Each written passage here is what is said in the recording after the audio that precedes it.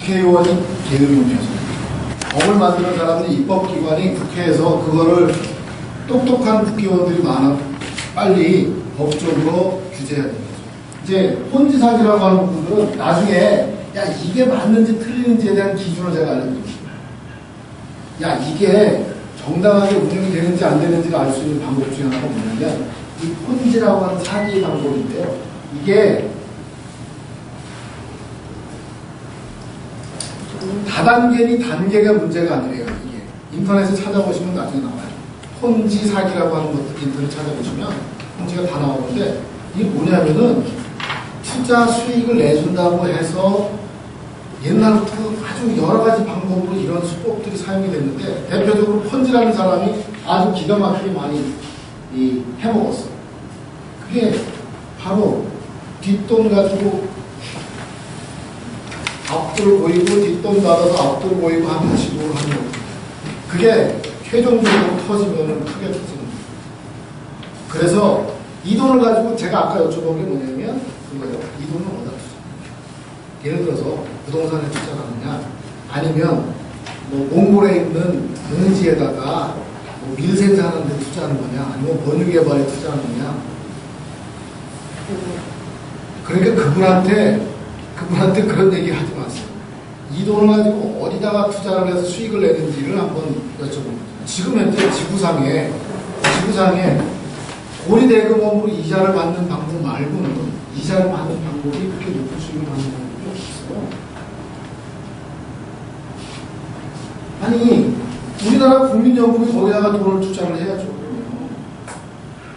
국민연금이 거기다가 투자를 해야죠. 433조나 되는 돈을 거기에다가 투자를 해서 이자를 뻥튀기 해갖고 나와야죠.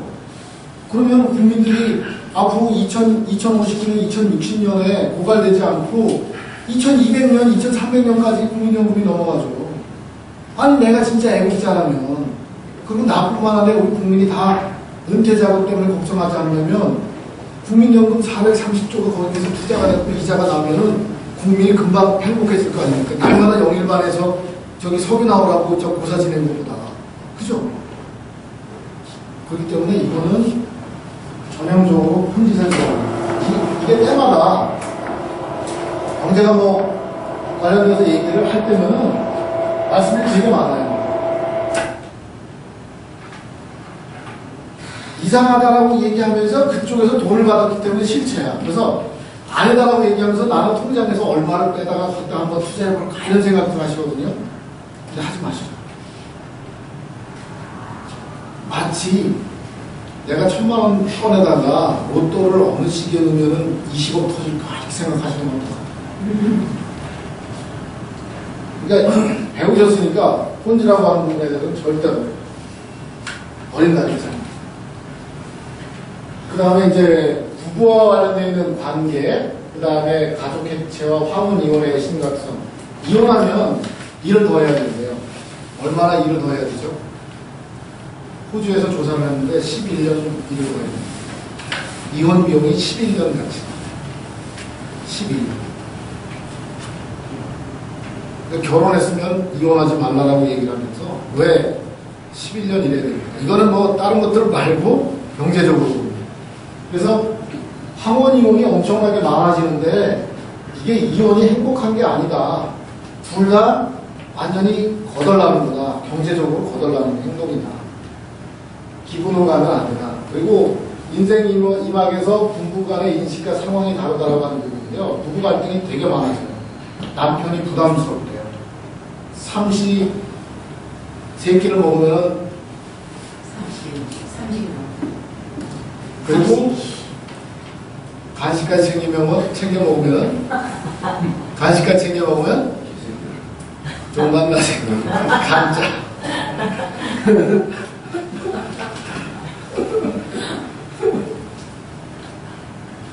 무식분. 집에서 안 드시는 무식한 분. 무식한 게 최고입니다. 집에서 안 먹는 게. 아니 그러면 결혼을 왜 했어? 아니 남편이 식사 대상도 아닌데 먹는 거 가지고 이렇게 종달라. 문제가 아니고 우리나라 교육 있잖아요. 그게 문제예요. 가부장 시대라 가지고 자기가 챙겨 먹고 자기가 하면 아무도 없죠. 근데 그런 서비스, 그런 거 있잖아요. 안 띄워놓으니까. 남자들은 18세기 사고방식 가지고 있고, 여자들은 11세기 사고방식 갖고 있으니까 이 계획이 틀려서 그런 거예요. 여자는 여자로서의 교육을 받은 게 아니고, 인간으로서 교육을 받았는데, 남자는 남자로서 교육을 받았거든요. 그래서 그 계획이 있는 거예요. 아, 근데 어쨌거나, 이게, 서로, 이제, 같이 살자고 꼬셔다가, 남의 집에 있는 여자들에다 놓고서는, 살고 있는 상황이라면은, 어찌됐든 간에, 서로 화합하면서 살아야 되는 부분들이 되게 많아요. 근데, 이 부부간의 관계에 관련돼서는 둘만이 한다라고 얘기하지만, 간격을 좁히는 노력들을 어차피 해야 돼요. 오랫동안 살고. 자, 남자들은요, 여자들을 존중해야 되는데, 아내가 있는 남편분들은 오래 사세요. 아내가 없는 분들은 일찍 가세요. 그 남자가 많이 바뀌어야 돼요. 현재 제가 볼 땐 여자는 지금 60대가 제일 좋고 남자의 경우는 60대가 제일 어려운 것 같아요. 60대. 예, 왜냐면 자기가 뭐 할 집에서 뭘 아니, 50대 부터 이런 생각도 안 해도 전혀 냉장고 문도 여는 거 안 되는 걸로 컸잖아요. 그러니까 네. 모든 게 어색하지. 아니, 그러니까 이거 바뀌자는 얘기하는 거예요. 상태 얘기하는 얘기야. 얼굴을 여기다 들지 마시고요. 지금 하기 전에 얼굴을. 그리고 가족과의 소통하는 방법 중에서 대면 대화가 가장 많습니까? 라고 하는 부분인데요. 우리나라 60대를 조사해 보니까 대면 대화는 1%도 안 됩니다. 자녀는 1%가 안 돼요. 가장 많은 대화가 어떤지 아십니까? 대화방법, 전화요. 그 다음에 카톡도. 아까 가족하고 남은 시간이 얼마나 되십니까? 라고 하는 부분인데, 가족하고 소통하는 방법 있잖아요. 이게 직접 대면 대화하는 부분들을 키워가는 게 필요하다는 거죠. 그 다음에 가족하고 자녀 갈등에 의해서 적당한 방법이 있습니다. 의견 충돌이 있어요. 그럼 방법이 어떤 방법입니까? 마음을 이루거나 편지를 쓰거나. 근데 이게 규칙이 좀 필요해요. 규칙. 우리가 화해하는 방법. 부부끼리도 왜 화해하는 방법을 신혼 때부터 만들어 쓰는 사람들 있잖아. 1, 2, 3 해가지고 있잖아요. 만약에 의견 충돌이 됐을 때, 누가 3이 의견 충돌 1 해가지고 이 말이 다 끝할 때까지 이렇게 치고 안 들어오는 거예요. 그러니까 하여튼 뭐 부부간에 방법들을 만들어야 되는 부분인데, 자녀하고 갈등 해소할 때 이런 부분들이 필요합니다. 왜냐하면 가족들의 지지와 관심이 크지 않으면 결국에는 어디로 가냐면 반려동물로 가요. 그게 어떤 식의 표현이냐면, 자식들하고 관계하는 것보다는 내가 무한 사랑을 하고 나에 대해서 항상 좋은 표정만 짓고 있는 반려동물으로 관심들을 돌리는 거죠. 포기해버리는 거죠. 자녀들하고 가족들하고 지금 현재 가족 형태가 어떠냐면 1인 가족이 제일 많습니다. 1인 가족. 전국적으로 2인 가족이 제일 많고, 그 다음에 2인 가족이에요. 그 다음에 3인 가족이고, 그 다음에 4인 가족이에요. 통계적으로. 지금 우리가 알지 못하고 있는 상태이지만은 1인 가족이 제일 많기 때문에 가족 해체가 엄청나게 가속화되고 이런 부분들이 있습니다. 그래서 가족이라고 하는 범주 내에서 같이 공감대를 만들고 소통하는 부분이 필요합니다. 그 다음에 이제 시댁, 처갓집 구별 없이 친선간 일상생활을 공유하고 자주 만듭니다. 최근 들어서는 처월드의 중심으로 하는데, 옛날에는 시월드 중심으로 움직였잖아요. 근데 처가 쪽에 있는 일들은 별로 관심도 안 갖고, 심지어는 그 처삼촌 멀초하듯이 한다고 일 건성건성할 때는 그런 식의 표현을 하잖아요. 아니, 처삼촌 멀초할 때는 건성건성해도 되나요? 옛날에 건성건성 했나봐요. 공들여서 안 하고. 근데 지금 현재는 구분 없이 해야 될 부분들. 그 다음에 행복도 공유할 질투 없는 친구가 있습니까? 친구가 중요하다고 하는데, 친구가 평균 몇 명인가를 조사를 해봤다니까 17명인가. 행태조사한 분 17명. 그렇게 많아요. 근데 저거 이렇게 하시는 분들도 계세요. 17명. 아, 많은 거예요. 근데 지금 젊은 세대들 같은 경우는 친구가 몇 명이냐 그러면은 잘 못 써요. 그냥 학교가 이렇게 다 경쟁 상태였어요. 그래서 물어봐요. 친한 친구를 얘기해요? 어떤 친구를 얘기해요? 그럼 어떤 친구는 200명이 이렇게. 그러니까 그 개념을 가지고 있거나 내가 친구라고 하는 것들은 다른 사람이 정의하는 게 아니라 그래서 행복도 공유할 수 있는 질투 없는 친구가 있으니까라고 하는 것이 바로 친구라는 거예요. 직장 동료들이 같이 오랫동안 생활하고 있지만 퇴직하고 같은 동네에 살고 있기는 하지만은 언젠가는 멀어지는 부분들이 생기기도 하고요. 또 오랫동안 같이 있었지만 생활 공간이 다르고 멀리 떨어져 있는 경우에 친구들이 다 떨어져 나가는 경우도 있고. 그래서 결국엔 다시 어디로 돌아가면 밴드에 가면은 초등학교 동창생부터 다시 시작해요. 초등학교, 중학교, 고등학교 동창들이 다시 모이게 되는 부분들이 바로 여기입니다. 그리고 고향, 학교, 혈연 등으로 맺어진 모임에 시간이 지나면 빠집니다. 현직에 잘 나가던 시절에는 나가요. 직위가 높고 다스리는 사람들이 많고 특히 운전기사가 있을 때는 안 빠지고 운전기사가 있을 때는 항상 참석을 하는데 이게 이제 운전기사가 김대리로 바뀌고 박대리로 바뀌고 대리기사로 바뀌기 시작하는 것부터는 이제 막 소홀해지는데 그 다음부터 끈 떨어지면 이제 안 나가기 시작합니다. 그게 뭐냐면은 내가 이 모임에 관련되어 있는 부분들이 이해를 올바르게 작동하고 있는지를 한번 생각해 볼 필요가 있다. 근데 이게 상당히 심각한 사회적인 문제가 있습니다. 그리고 SNS하고 사회적으로 소통하는 것들이 연구 결과를 보면 정신건강에도 좋다. 그리고 새로운 사람을 만나서 친해지는 것도 즐기고 아까 말씀드린 디어스타운 레이디스 클럽처럼 목적 있는 모임에 가입해서 적극적으로 활동하는 부분이 필요하고 그 다음에 모임에 참석하면 본인의 의견을 내세우고 적극적으로 참여하는 부분이 필요해요. 사실 뒤에서 처지게 되면 돈만 내고 밥만 먹고 오고 그러다 보면 점점 소원해지고 이유 따라서 가기가 싫고 그러면 사회적으로 점점 고립이 되는 거죠. 필요시 자기 자신에 대해서 자신에게 자신을 소개하고 친교를 나누고 권할 수 있으니까라고 하는 부분인데 자 여기서 중요한 것 중에 하나가 명함을 만드시는 부분도 필요합니다. 요새는 제가 생각하기엔 정부가 참 잘한 게 있어요.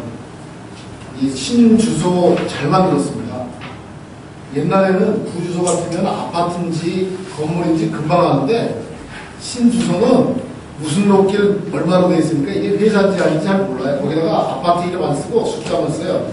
103-1702. 저 같은 경우 밀레로 82, 103-1702. 딱 이렇게 써서 보내잖아요. 그러면 무슨 빌딩에 있는 호스 같아요. 그리고 개인 행복 미래연구소 하나 만들었어요. 그리고 소장님 하세요. 법적으로 문제 없어요. 당당하게 만들었어요. 그리고 디자인 이쁘게 하는 거죠. 뭐 한 장에 2만원, 한 통에 2만원 하는데 말고요. 디자인 좀 이쁘게 하는데 한 5만원짜리 만들어갖고 당당하게. 사실 이 명함을 만들어서 이 전달하는 건 되게 중요해서 저희는 강사 선생님들한테는 배지하고 명함을 만들어 드리는데요. 이게 사회적으로 본인이 느낄 수 있는 경제적인 가치 말고 상당히 여러 부분에 있어서의 자신감을 남겨주시는 그런 요인이거든요. 근데 그게 단순하다고 저희가 생각할 때는 별거 아니라고 생각했는데 그게 엄청나게 많은 딜레마 있고 불편한 부분이었다라는 것을 토론을 해요. 저희들이 강사과정 수료하시고 학생들은 의견을 드리는데 제가 생각하기에는 이런 부분이나 말씀들이 되고 자발적으로 하기는 부끄럽잖아요. 솔직히 어떤 면에서. 그리고 회사 주소도 저희는 회사 주소하고 대표 전화는 다 그런데 핸드폰하고 이메일은 개인 거. 그래서 전화가 한번 왔어요. 차 빼라고.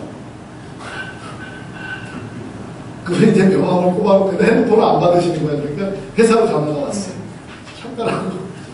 그래서 거기 누구라고 써있어요. 아줌마 기다려보세요. 그래도 저희는 명함을 회사에 있는 명함을 드립니다. 그걸 가지고 뭐 문제가 생기겠어요? 문제가 생기면 제가 책임지는 거죠. 근데 이런 소속감을 갖고 있는 부분들이 되게 중요해요. 많이 중요하다고 생각하죠. 그 다음에 이제 생활과 애정 관련되어 있는 부분들은 뭐 잘 알고 계시는 부분인데, 단독, 집단, 동적, 정적인 여가 활동을 균형적으로 갖고 있냐라고 하는 부분들을 얘기합니다. 이게 왜 중요하면요, 여가 활동을 하시는데 여가 활동을 잘한다고 생각하시거든요. 여가 활동을 잘 못하세요. 왜냐하면 TV만 보고 주무시니까. 근데 간혹 하시는 분들이 등산하죠. 자, 제가 잘 구분해서 한번 말씀드릴게요. 첫 번째, 개인적이면서 정적인 여가 활동이 있습니다. 주무시는 거, TV 보는 거, 혼자 가는 거, 그죠? 집안에서. 낮잠 자는 거, 신문 보기, 독서, 가능하죠. 기도하는 거, 혼자서 조용히 정적으로 하는 거. 자, 혼자서 동적으로 하는 게 있어요. 마라톤 혼자 다닐 수 있잖아요. 그 다음에 걷기, 태화강변 걷기, 혼자서 하지만 동적인 거예요. 몸을 움직이는 거예요. 자, 그럼 많은 사람들이 있는 데서 정적인 활동을 하는 것은 어떤 게 있을까요? 교회 가는 거, 영화 가는 거. 영화 가려면 TV 시청하고 달라요. TV는 혼자 보지만 영화는 혼자 볼 수가 없잖아요. 여러 사람들이 있는데 분위기 따라서는 내가 숨쉬고 떠들지 말아야 돼요. 그죠? 콘서트 가는 거, 조금은 동적이지만은 많은 사람들과 같이 어울려요. 같은 노래를 듣고. 자, 그럼 집단으로 동적인 게 있어요. 뭐가 있을까요? 축구하는 거. 여러 사람들 같이 움직이면서 하는 거. 팀을 이뤄서 하는 거. 그래서 혼자서 정적인 거, 혼자서 동적인 거, 여러 사람이 정적인 거, 여러 사람이 동적인 거, 4개를 모두 다 해야 된다. 어느 한쪽에만 치우쳐 있으면 안 되는 거. 근데 이거 조사를 해보면요, 의외로 한쪽에 많이 치우쳐 있어요. 그러니까 집단의 동적 활동을 많이 하시는 분들은요, 혼자서 정적인 활동을 안 하세요. 이거 많이 어울려서 아침부터 몰려다니면서 저녁 때까지 몰려다니시다가 그냥 집에 들어와서 그냥 주무시다가 아침부터 나가서 몰려다니시다가 저녁까지 계시다가 돌아오시는 거예요. 이분한테는 혼자서 정적인 부분이 필요하죠. 근데 집에 가만히 앉아 계시는 분은 제발 나가서 사람들하고 어울리고 대화하고 다른 활동을 하시는 거죠. 그래서 4가지가 균형 있게 생활하시는 부분이 필요하다는 거죠. 그 다음에 이 문화 관람 활동이나 참여 활동 중에서 실천하는 활동들이 필요한 거죠. 그러니까 전시회도 가고 연주회도 가고 영화 관람도 가고, 그 다음에 스스로가 참여하는 것들, 악기 연주를 한다든가 글을 쓴다든가 그림을 그린다든가 권할 만한 활동이 있다고 하는 부분은 뭐냐면 내가 익숙하게 해서 남들한테 장점을 전달할 수 있는 이런 것들. 예를 들어서 사진 같은 경우도요, 되게 좋은 활동 중에 하나예요. 사진 찍는 거. 근데 사진 같은 걸 찍더라도 그냥 핸드폰에서 찍는 사진, 그게 나쁘다는 게 아니에요. 카메라가 나쁜 게 아니라 계속적으로 하고 집중적으로 하실 필요가 있다는 거예요. 40대 남자 핸드폰에 꽃이 올라가기 시작합니다. 아세요? 남자가 40대가 되면 꽃사진을 찍기 시작해요. 꽃사진 안 찍으셨는데 꽃사진 찍으시죠? 찍으세요? 꽃사진 찍지 않으세요? 그죠? 찍으시잖아요. 그게 감성이 되면 남자들이 40대가 되면 살아남고, 제가 하는 얘기가 아니라, 저도 보니까 제 핸드폰에 장미꽃을 찍은 것도 있고요. 보다 보니까 핸드폰에 꽃사진을 찍은 게 있더라고요. 안양정병 갔다가 일단 들꽃 같은 것도 사진 찍고, 그죠? 옛날에는 지나쳤는데 그 감성들이 살아나는 상황들이 생기거든요. 근데 지속적으로 하면서 어떤 분은 자생화 백과사전을 만들겠다고 해서 활동하시는 분이 있어요.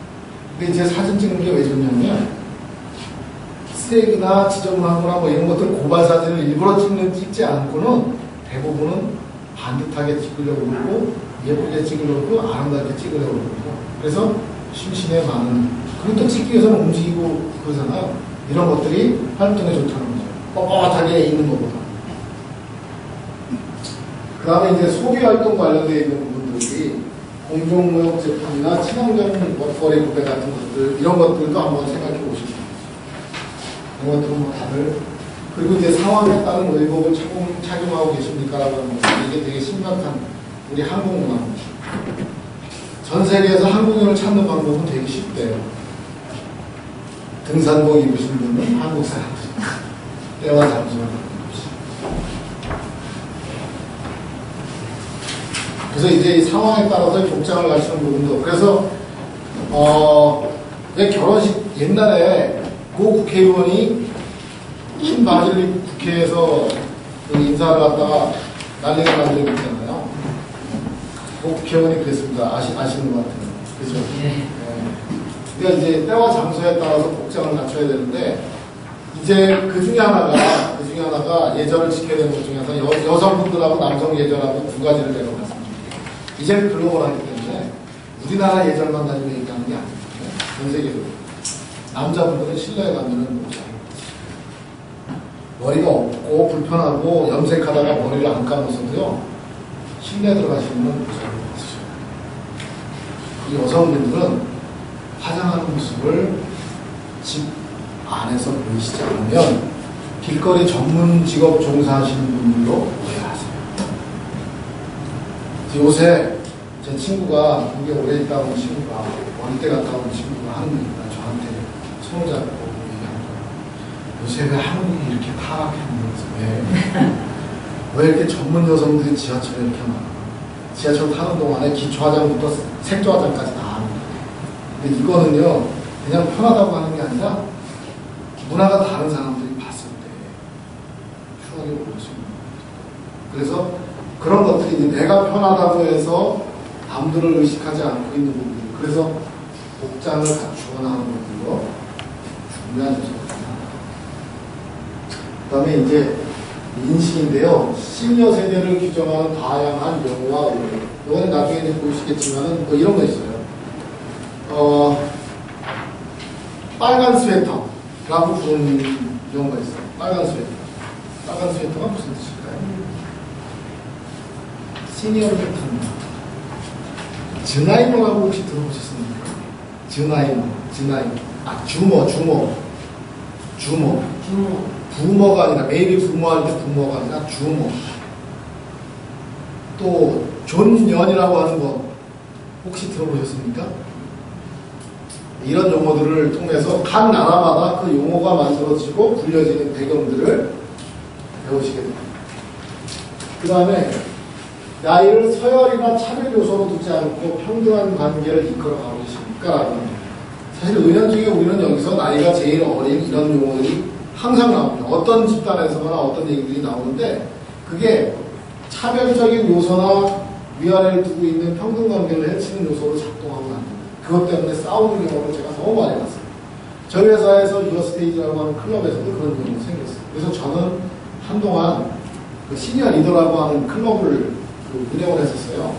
한 기수마다 10분씩 한 달에 활동비는 30만원 6개월 기간으로 활동을 하시고 6개월 동안은 훈련을 시키면서 이제 부르니까 30만원 드리고 그 이후에는 자발적으로 활동하시는 그런 그 모임들을 이어갔어요. 시니어 리더 1기, 2기, 3기, 4기. 그런데 선발하는 과정에서 그 시니어분들한테 시니어 선발하게 하는 게 맞지 않겠느냐. 우리가 시니어를 어떻게 하느냐. 그래서 응모자가 많으니까 한 7, 8대1씩 됐어요. 그래서 심사를 시니어분들한테 맡겼는데 나중에 어떤 일이 생기냐면 기수냐 나이냐 때문에 방송에서 가셔갖고 술 한잔 드시고 싸움이 붙었어요. 그래서 결국 어떻게 됐느냐, 어떻게 화해를 시켰느냐, 시니어 리더를 없앴어요. 한 4년을 운영하다가 해결이 안 돼요. 아직 이 군대 서열 문화, 기수 문화, 나이 문화 이런 것들이 너무 깊어갖고 근데 거기에 참여하신 분들이 뭐 언론사 사장 출신, 뭐 교장 선생님, 뭐 사회적으로 뭐 전혀 부러울 거 없고 배울 거 다 배우시고 볼 거 다 배우고 성공할 거 다 했던 분들인데도 그것 때문에 그래서 이런 요소들은 기수가 서열 그러니까 빚이다 위다라고 결정하는 요소로 절대로 작동하면 안 돼. 근데 은연 중에 그런 선민의식, 우연의식 같은 것들을 갖고 있어요. 그 아래에 있는 사람들은 통제 대상이고 아래에 있다. 그게 바로 땅콩 해양 사건을 불러일으키는 결정적인 문제예요. 땅콩 해양 사건을 가지고 욕을 하지만은 서열에 대해서 그대로 각 생각을 갖고 있다면은 나도 저연하고 똑같은 사람이라고 하는 거죠. 그래서 이런 것들은 타파하고 오래된 요소가 필요하다. 그리고 대부분 본인보다 10년 정도 젊어지고 싶고 젊다라고 하는 부분에 대해서 얘기를 하는데 이 젊고 싶다라고 하는 심리가 반대적으로 늙으면 추하고 부정적인 의미로 잘못 오인하기 쉬운 부분이 있습니다. 그 상태를 어떻게 보면 설명하는 것 중에 하나지 젊어 보인다라고 하는 것들은 어떤 상태를 설명하는 거지 반대적인 상황을 역전시켜서 얘기한다는 부분이 잘못된 거죠. 그래서 잘못된 것 중에서 제일 저거한 게 백설공주를 생각하면서 거기에 나와 있는 마리아 할멈의 형태를 생각한다면 얼마나 흉측하게 보여져 있습니다. 백설공주는 너무 이쁘게 만들어져 있는데 결국 사람이 여자가 이쁜 사람이 됐다가 추한 노인으로 변하는데 추악한 사람으로 반대적으로 공격의 대상을 하는 거죠. 저는 그래서 국민가수라고 하는 부분도 싫습니다. 그러면 국민가수 그렇게 대단한 가수면 아닌 가수들은 천민가수인가요? 좋게 평가하는 것 이면에는 아주 비하하고 낮게 낮추는 부분들을 깔고 있다는 겁니다. 국민가수를 안 불리면 천민가수인가요? 그래서 우리가 차별하고 하는 부분들 모두 다 존중받아야 될 대상이라고 하는 개념을 갖지 않고 차별이라고 하는 부분으로 불리고 있지 않나는 거죠. 칭송의 의미가 국민 여동생이 있으면 천민의 여동생인가요? 못생긴 우리 딸내미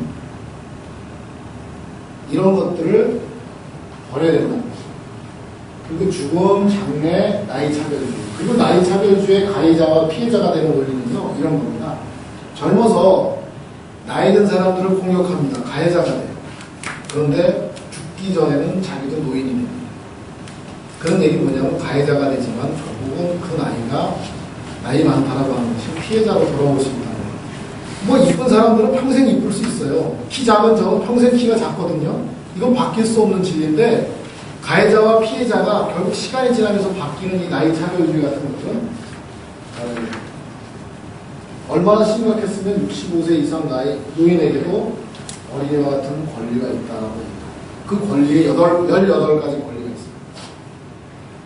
18가지. 얼마나 심각하게 침해가 됐습니까? 91년도에 제정이 됐습니다. 그것도 배우시게 됩니다. 그리고 마드리드 국제협약에서 이행 계획들을 만들어 놓고 실천하는 것들을 10년마다 보고하도록 되어 있어요. 2002년에 마드리드 국제행동계획이라고 합니다.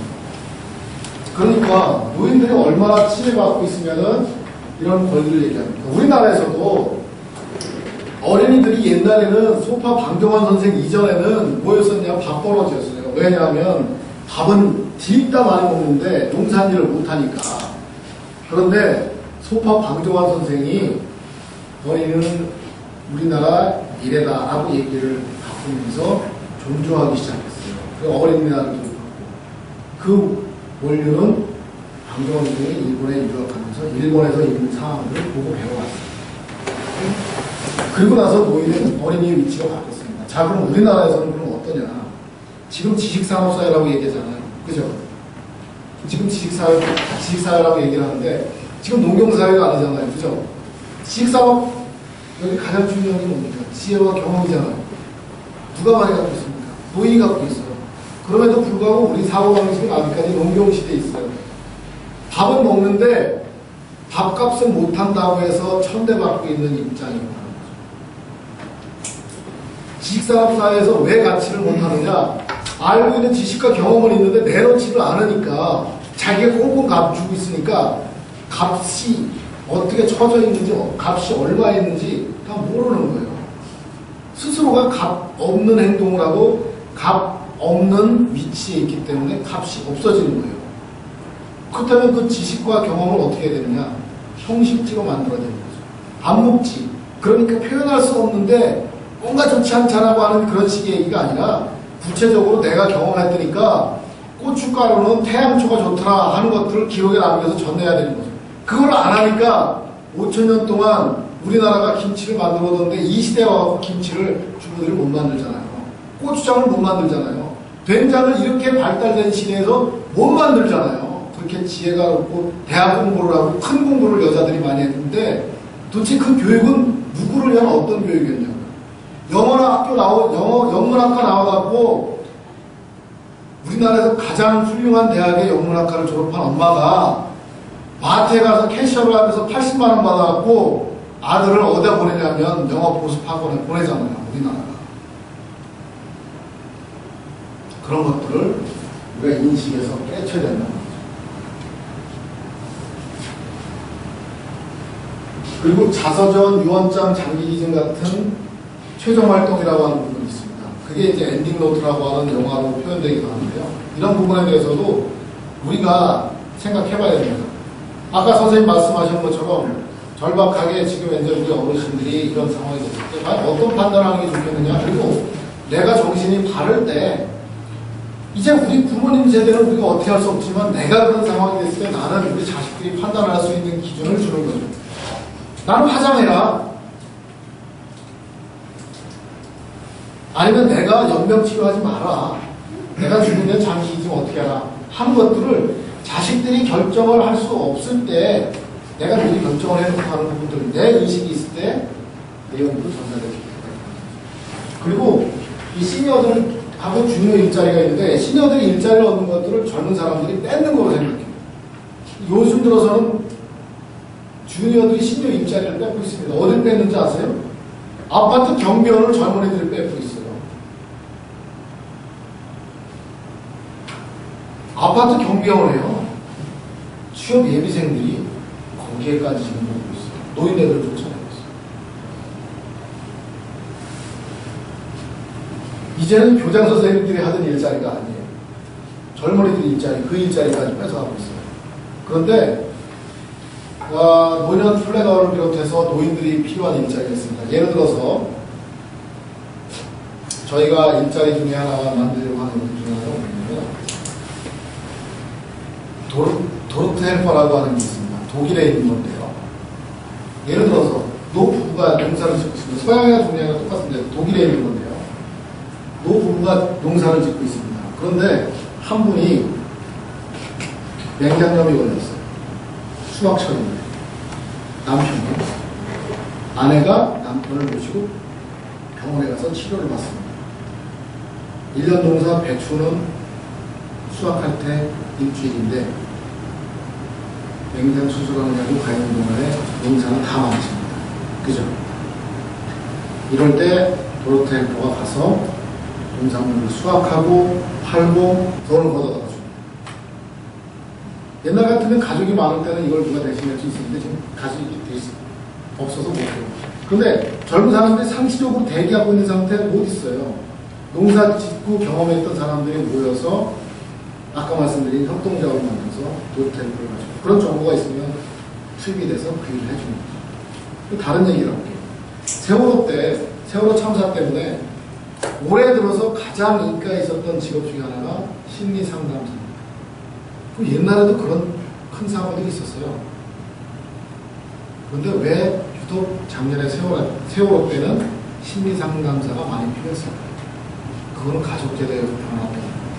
옛날에는 3대, 4대가 살았기 때문에 태어난 것도 그렇고 죽는 것도 많이 봤습니다. 그래서 서로 위로해주고 격려해주면서 실생활로 돌아갈 수 있었어요. 그런데 지금은 2세대가 살았어요. 엄마, 아빠, 아들만 있었는데 아들이 세상을 떠났어요. 이 두 엄마, 아빠 가족들은 다시 정상적으로 사회復帰할 수가 없어요. 그래서 심리 상담사들이 투입이 돼서 이 사람들이 정상적으로 사회에 슬픔을 극복하고 사회에 진출할 수 있도록 도와줍니다. 미국에서는 이런 것들을 뭐라고 얘기하냐면 일본에서는 정신대화사라고 하는 직업이 있어요. 정신대화사. 그 다음에 미국에서는 사별극복 상담사라고 하는 직업이 있습니다. 가족 제도가 미국도 대가족 제도였던 것들이 핵가족 제도로 바뀌었어요. 옛날에 개척 시대 때는 대가족이었었는데 산업화되면서 이 핵가족으로 바뀌었습니다. 사별 극복 상담사는 바로 이렇게 세상을 살면서 죽음하고 겪고 그 다음에 가족하고 이별하고 하는 것들을 경험한 사람들이 훈련을 받고 상담하는 것들을 통해서 정상적으로 사회에 다시 복귀할 수 있도록 도와주는 일입니다. 이거는 젊은 사람들이 할 수 없어요. 경험이 있고 죽어가는 것도 봤고 어떻게 극복했는지도 경험했고 상담하는 방법들을 배우는 시니어들이 하는 거예요. 사별 극복 상담사, 정신대화사. 이걸 보시면 이 나중에 수업 끝나고 나서도 인터넷 검색해 보시면 정신대화사 한자로 치시면 관련되어 있는 자격, 워크샵, 그 다음에 공부하는 것들, 가서 일하는 활동 이런 것들을 보실 수 있어요. 그러니까 젊은 애들이 일자리를 뺏는 게 아니라 시니어들이 자기가 갖고 있는 경험하고 지혜를 활용해서 새롭게 고령화가 진행되면서 일할 수 있는 새로운 기회들을 만든다. 저희도 이제 그런 자격 과정들을 만들어서 하는데 그 중에 하나가 이제 노년 플래너. 노년 플래너라고 하는 게 뭐냐면 요양보호사라는 건 아마 아실 거예요. 장기요양보험이 2008년 7월 1일부터 시작이 돼갖고 65세 이상이면서 노인성 질환, 치매나 중풍 같은 노인성 질환을 개인이나 가족의 책임이 아닌 국가나 사회 책임으로 바꾸는 작업들을 한 거죠. 여러분들 건강보험 내실 때 건강보험에 포함이 된 장기요양보험료를 내시잖아요. 그죠?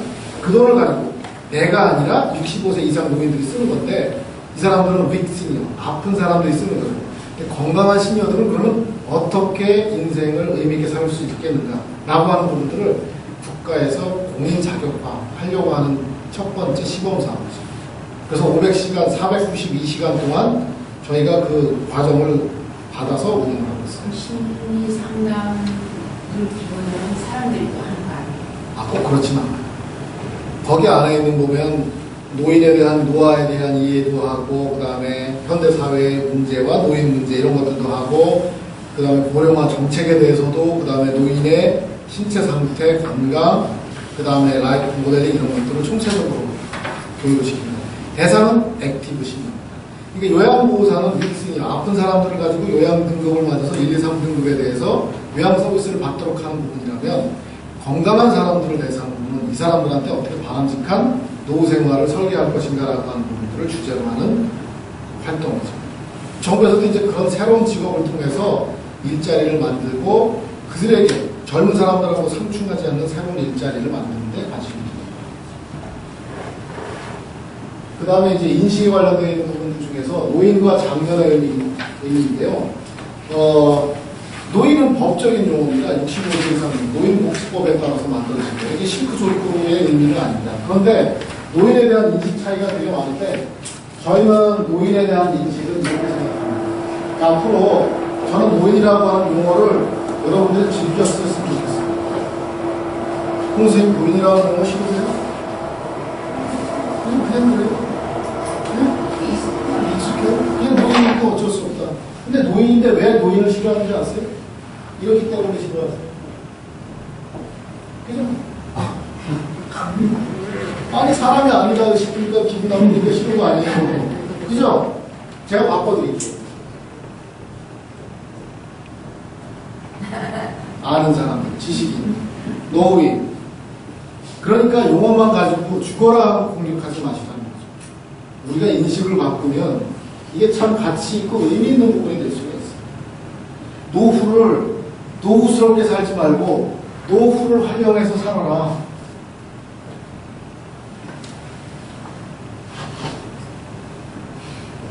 인맥을 잘 활용해서 살아라. 노후를 잘 활용해서 살아라. 그죠? 바꾸면 바뀔 수 있습니다. 여러분들의 인식에 달려 있습니다. 좋잖아요. 저는 노인 좋습니다. 제가 만들어 놓고 전 너무 기분이 좋아요. 전 노인 되고 싶습니다. 그래서 격대 소통이라고 하는 부분이 있는데 이제 나이 든 사람들하고 같이 여러분들은 이제 퇴직하셨으니까 기회가 없을지 모르지만 앞으로는 나이 든 사람들하고 같이 근무를 해야 되는 경우가 생기거든요. 격대 소통이라고 하는 부분인데 우리나라보다 고령화를 먼저 겪은 나라들이 있어요. 왜 우리나라는 이렇게 고령화를 겪을까요? 일본에서요. 지금 현재 지하철을 타셨다고 생각하면, 자, KTX 타고 서울 간다고 생각하면, 한 양에 있는 65세 노인이 10명이라고 치잖아요. 우리나라에서. 그럼 일본에서 KTX 타고 간다 그러면, 신간센을 똑같은 차종을 타고 간다면, 65세 노인이 몇 명일까요? 우리나라에서는 10명이에요. 지금 현재. 20명. 8년 차이가 있습니다. 8년 뒤에 우리나라 모습은 20명이 되는 겁니다. 왜 8년일까요? 전쟁이 8년 전에 있었어요. 전쟁을 겪은 나이가 나라들이 실제로 고령화에 대한 큰 덩어리를 만납니다. 전쟁하고 무관하진 않아요. 우리나라는 전쟁이 53년에 끝났습니다. 일본은 45년에 태평양 전쟁이 끝났습니다. 그래서 8년 전. 우리나라 장기요양보험이 2008년 7월 1일 날 시작되는데 8년 전인 2000년에 일본의 개호보험이 시작이 됐습니다. 인구 구조가 고령화되는 속도도 거의 한 8년 정도 차이가 납니다. 뭐 반도체는 뭐 격차가 뭐 25년이었던 게 뭐 얼마나 좁혀지 모르는데 지금 현재 고령화 속도는 약 8년 정도 차이가 납니다. 그래서 일본에 가시면, 지금 현재 일본에 가시면 우리나라 8년 뒤의 모습을 보시는 거고, 일본 사람들이 한국에 오면 밝고 건강하고 젊다, 싱그럽다, 일본의 8년 전 모습, 이렇게 생각하십니다.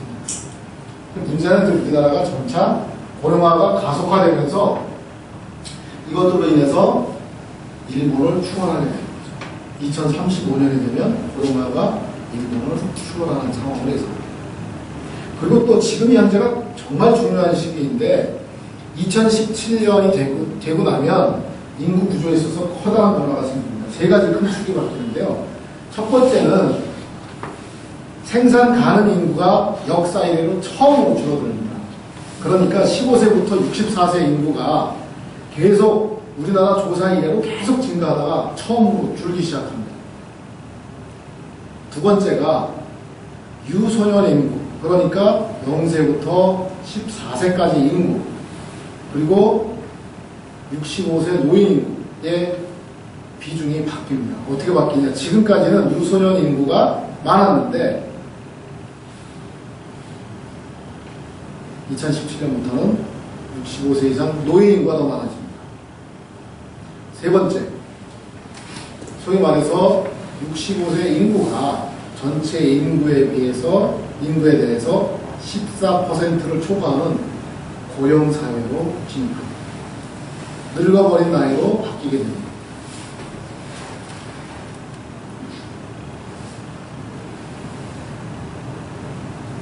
그러면 옛날에는 어땠는가?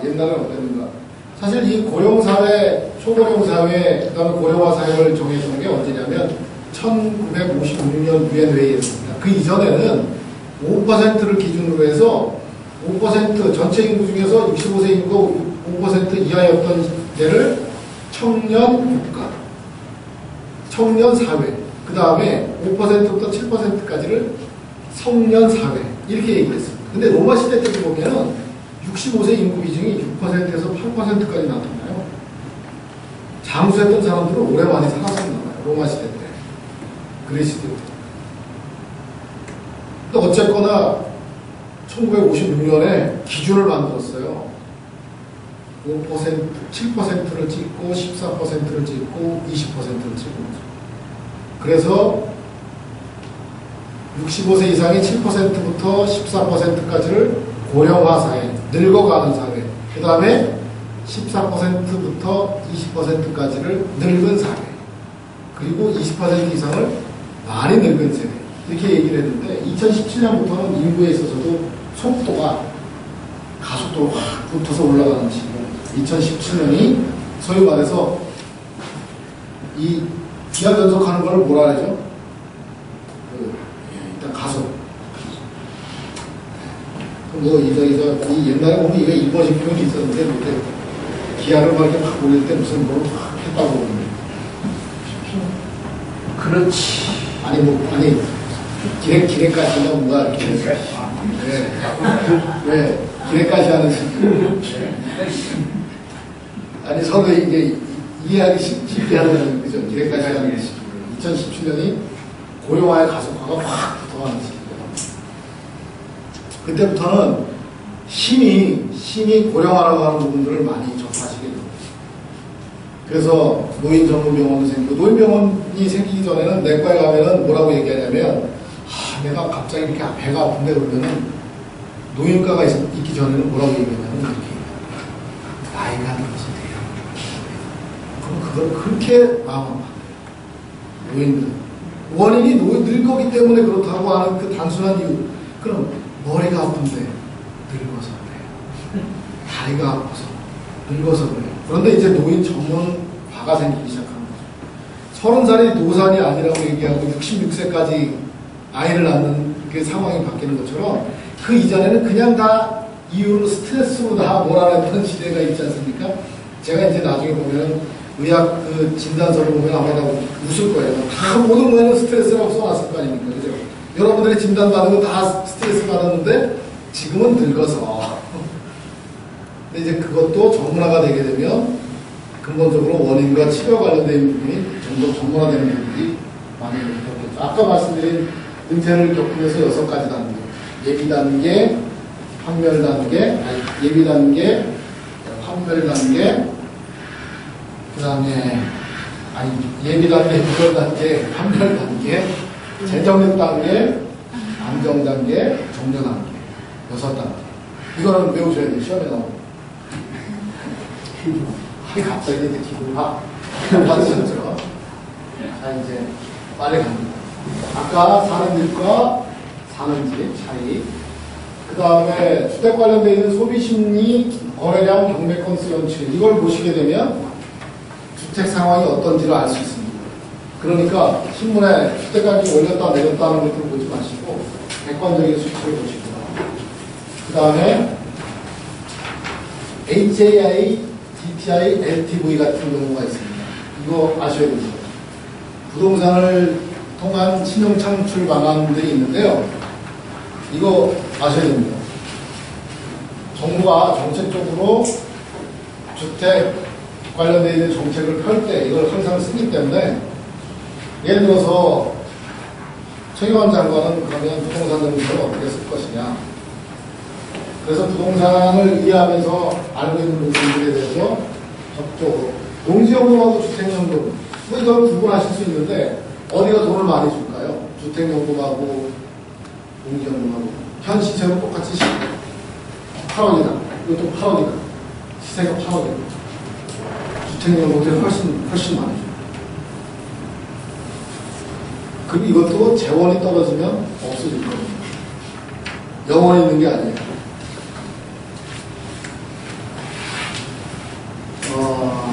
그리고 유니버설 디자인, 베리어 프리.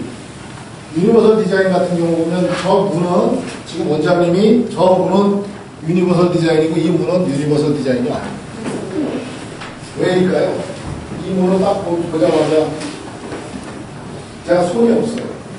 손이 없으면 이 문은 못 열립니다. 근데 손이 없어도 이 문을 열 수 있습니다. 손이 없어도. 저거는 손이 없으면 문을 못 엽니다.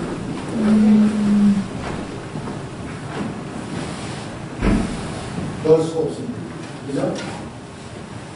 유니버설 디자인을 보면은 저런 논골이라든가 이런 것들, 시니어들이 필요한 주거시설에 대한 투자가 엄청나게 많이 이루어지게 돼요. 일본 같은 경우.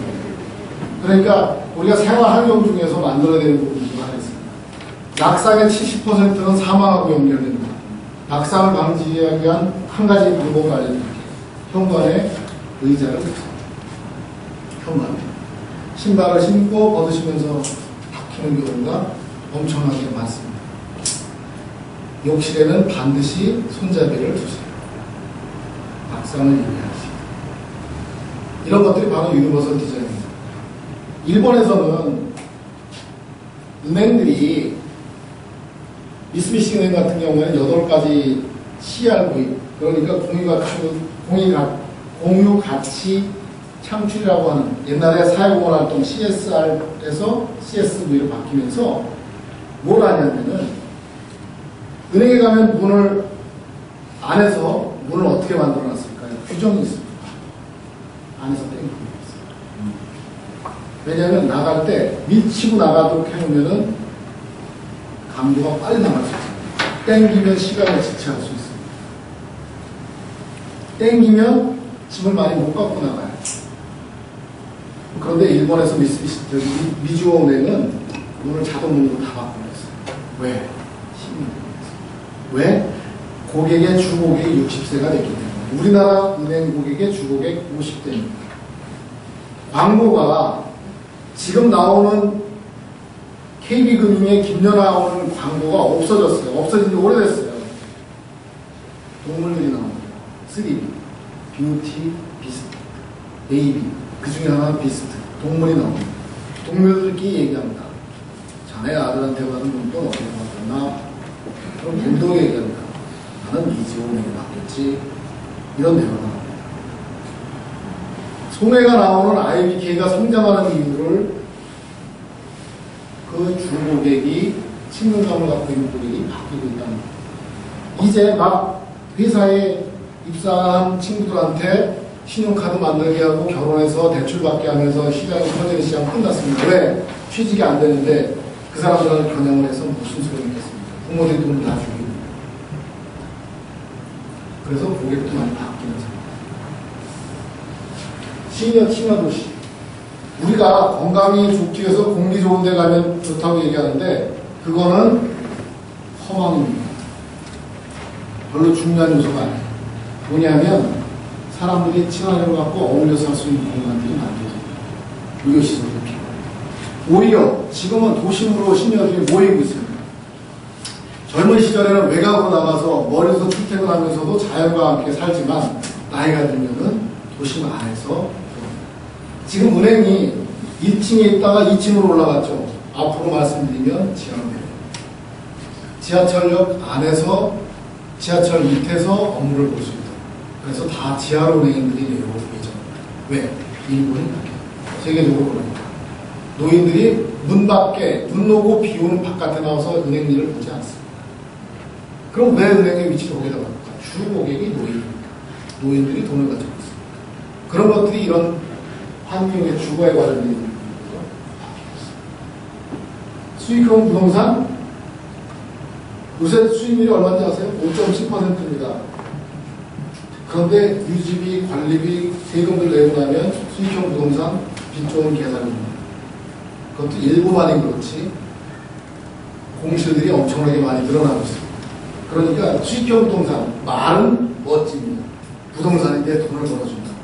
옥탑방에 살고 있으면서 지하부터 1층 임대 주고 나면 월세 받으면 생활 괜찮을 것 같다?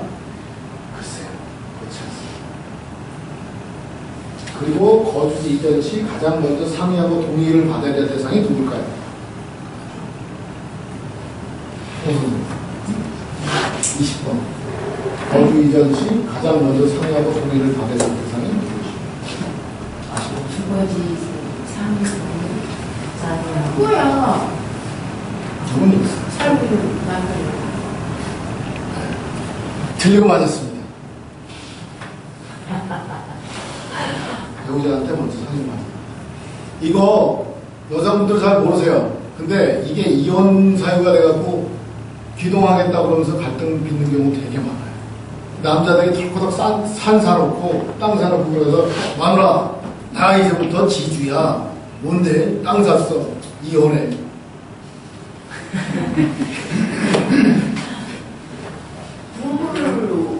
남자들이 잘합니다. 아, 그럼 남자들이 괜찮지 않았잖아요. 며칠 전에 괜찮았어요. 그리고 귀농 예, 비용 반대하는 아내하고. 진짜 이게 있다니까요. 이게 참. 그 다음에 직업. 나만이 가지고 있는 독특한 재능과 능력을 발견하셨습니다. 지금요, 이거 직업능력, 산업능력공단에서 보면은 이거 자기 직업이 어디에 적합하다고 하는 부분이 나와요. 근데 다들 나는 수익형이다 이렇게 생각하실 것 같은데 조사를 보면요, 의외 결과가 나와요. 난 창의적인 일을 하는 사람이 좋다. 나는 책임감 있는 일을 하는 게 좋다. 나는 사회공헌인형이다. 한 8가지 구현돼서 나오는데 여기서 해보면은 나는 돈 많이 버는 걸 제일 좋아할 것 같다. 어차피 직업하면 돈이니까. 근데 그 가운데서 나의 인생 이마게스의 목적성을 한번 보시는 게 좋다. 그 다음에 나노코코라고 해서 1인형 기업과 팀워크 중에서 본인에게 맞는 일의 의미를 파악하셨습니다. 일을 남한테 잘 못 맡기고 그렇게 하는 것보다는 내가 적극적으로 모든 일을 맡아서 하는 게 좋다. 나노코코에 맞는데 팀워크에 맞는 사람들이 있습니다. 도와주고 협력하고 밀고 땡기고 하는 게 어려운 사람들이 있습니다. 이제는 어차피 그런 자기의 중심들을 만들어가는 부분들을 생각을 해야 되겠다. 이런 일들이 이제 가고 있어요. 그 다음에 일과 생활의 균형이 필요하다는 시대적 조류에 관련된 얘기인데요. 지금까지는 일과 생활의 불균형이라고 하는 부분이 묵직했습니다. 야근들 많이 하시느냐고 일과 생활의 불균형이 내가 회사를 위해서 최선을 다하는 게 가정을 위해서 최선을 다한다고 생각을 하셨잖아요. 근데 지금 젊은 세대들은 그렇지 않습니다. 일과 생활의 균형. 그러니까 아예 입사할 때부터 너희는 인생 2막을 준비하라고 가르치는 회사들이 있고 있습니다. 실제로 그런 회사들이 많이 생겨져 나가고 있고 그런 회사들이 또 좋은 성과를 보이고 있어요. 심지어는 퇴직 시기를 결정을 근로자들한테 맡기는 회사가 있습니다. 그런데 세계적인 제품을 만드는 회사가 있습니다. 여러분들이 잘 아시는 BMW가 있습니다. BMW는 근로자가 퇴직 시기를 결정합니다. 스스로. 그래서 BMW가 만든 자동차를 카라고 하지 않고 머신이라고 합니다. 그리고 기계를 좋아하는 남자들이 선망의 대상으로 두고 있고 그 성능에 대해서 그렇게 높게 평가를 하고 있는데 장인들이 만든 자동차이기 때문에 그렇다고 합니다.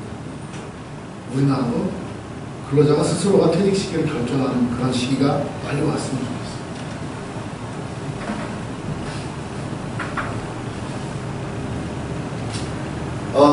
그리고 이제 뭐 관련되어 있는 내용들 중에서 라이프 모델링 제일 필요한 것들 중에 하나가 자기주도형이라고 합니다. 사실 이게 너무 훈련이 되어 있다 보니까 만들어준 것들을 그냥 받아들이는 입장이 되기도 하고 지금 과정 중에서 보면 제가 전달하는 것에 대한 내용들만 쭉 이해하시는 부분들이 있는데 지금 여기 있는 질문들을 가지고 선생님들께서 각자 갖고 계신 경험과 지혜 같은 것들을 재정립해서 다시 전달할 때 재가공하는 부분들이 필요하죠. 제가 생각하기엔 10분 다 다른 얘기들을 다 하실 거라고 저는 생각하거든요. 그 10분의 서로 다른 얘기들이 합쳐져야지 생애재설계라고 하는 큰 덩어리가 만들어집니다. 저희들이 크게 많은 분들이 서로 다양하면서 단단하고 구체적인 얘기가 될 때 이 라이프 모델링이라고 하는 것을 좀 더 굳건해지는 부분이 위에 맞는지 보고 가야 이거 순서가 바뀌는 것 같아요. 이게 지구가 있으면 위에 것이죠. 이게 순서가 바꾼 거야. 그러니까 이게 앞이고 이게 뒤인데 순서를 바꿔보니까 11번부터 나오고 이게 1번으로 거꾸로 나왔잖아요. 제일 중요한 것 중에 하나가 이제 이 실천 사항들을 가지고 있는 방법들인데요. 이 RRC라고 하는 거. 이것도 시험에 나옵니다. 이게 뭐냐면 그냥 좋은 얘기들만 하고 끝나버리는데 여기에서는 나는 이것을 성취하기 위해서 무엇을 없애고 무엇을 줄이고 무엇을 늘리고 무엇을 창조하실 건가요? 라고 하는 거죠. 이 RRC 모델은요 김희찬 교수가 쓴 블루오션 전략이라고 하는 책에서 따온 겁니다. 저희가 만든 건 아닙니다.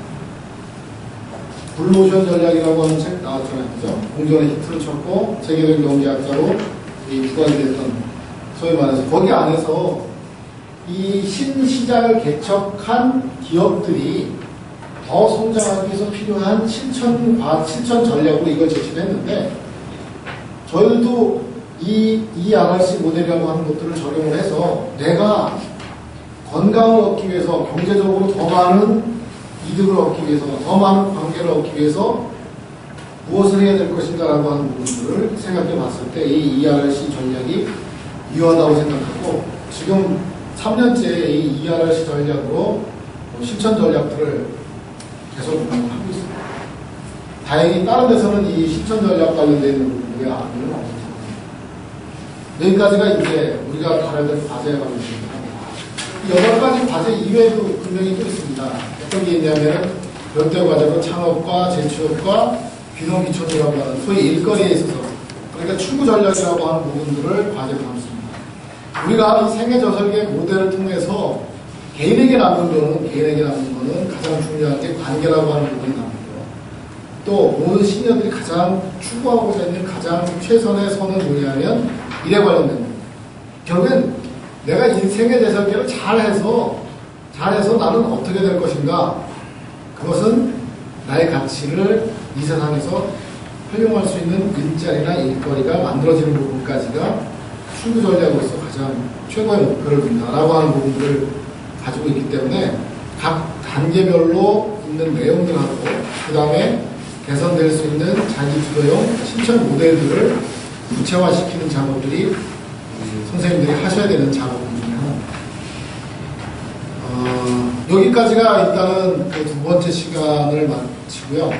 시간 배정이 조금 급하게는 됐지만 쉬실 거는 쉬셔야 되니까 한 10분 쉬셨다.